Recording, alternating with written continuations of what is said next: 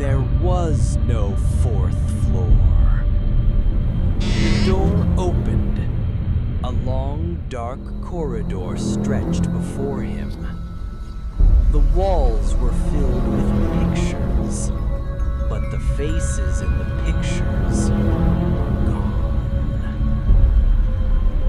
Every step he took pulled him further away from reality, and at the end of the corridor, a being stood there, silent, but with every blink, the being drew closer.